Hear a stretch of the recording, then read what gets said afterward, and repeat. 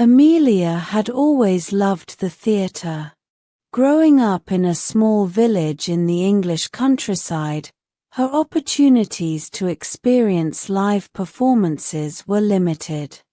However, every summer, her parents took her to London to visit her grandparents, and each time, they made sure to see at least one play. This summer, at the age of 16, Amelia was more excited than ever because they were going to see a production at the Globe Theatre. The Globe Theatre, a faithful reconstruction of the original playhouse where many of Shakespeare's plays were performed, held a special place in Amelia's heart. The wooden structure, the open-air stage, and the bustling atmosphere of Southwark transported her to a different era, a time when the bard's words first echoed through the air. As the sun began to set over the Thames, Amelia and her parents arrived at the theatre.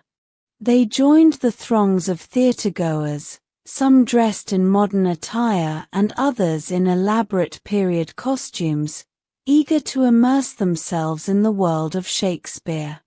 Amelia clutched her ticket tightly, her heart racing with anticipation. Tonight's performance was A Midsummer Night's Dream, one of Amelia's favorites. She had read the play several times, but she knew that seeing it performed live would be an entirely different experience. They made their way through the crowd to their seats in the upper gallery, which offered a perfect view of the stage. As they settled into their seats, Amelia looked around, taking in the vibrant atmosphere. The Globe was a hive of activity. Vendors moved through the aisles, selling refreshments, while musicians played lively tunes on period instruments. The smell of roasted chestnuts wafted through the air, mingling with the scent of the wooden beams and the earthy aroma of the thatched roof. The lights dimmed, and a hush fell over the audience. Amelia leaned forward, her eyes glued to the stage. The play began with a burst of energy as the actors bounded onto the stage, their costumes resplendent in the flickering torchlight. The mischievous Puck, played by a nimble young actor, darted about the stage, setting the fantastical events of the play into motion. Amelia was entranced. The actors brought the characters to life in a way that surpassed her imagination. The lovers' quarrels, the magical interventions, and the humorous misunderstandings all unfolded with a vibrancy and immediacy that only live theatre could provide. She marveled at the skill of the actors, who delivered their lines with clarity and emotion, making the centuries-old text accessible and engaging.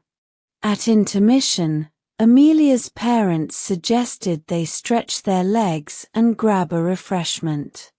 They descended the wooden stairs and joined the lively crowd in the courtyard.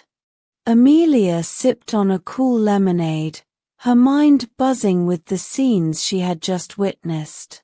She overheard snippets of conversations, all filled with excitement and admiration for the performance.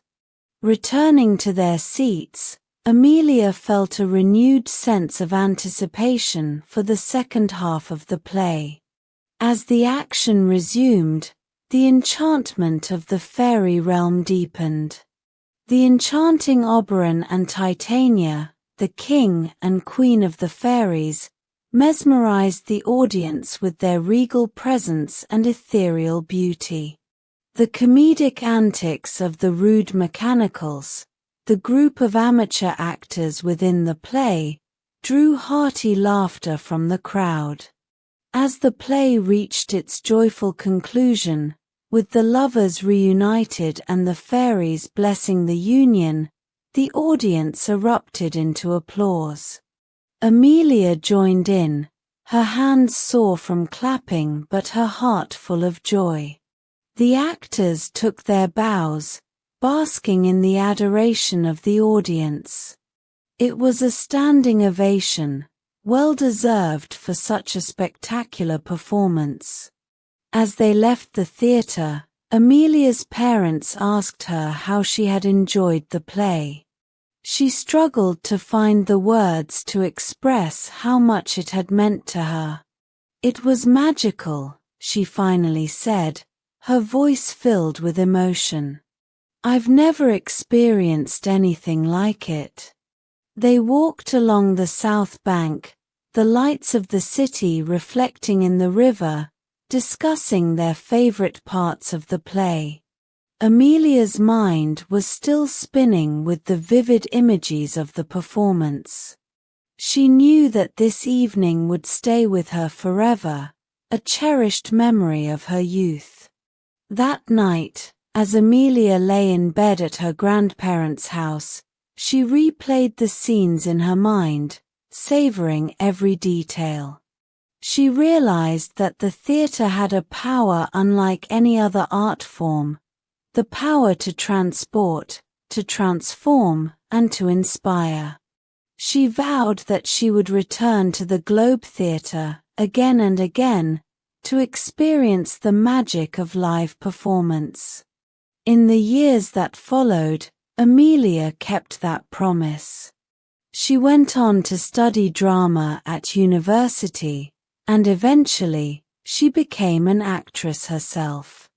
Every time she stepped onto the stage, she remembered that evening at the Globe, the night when her love for the theatre blossomed into a lifelong passion.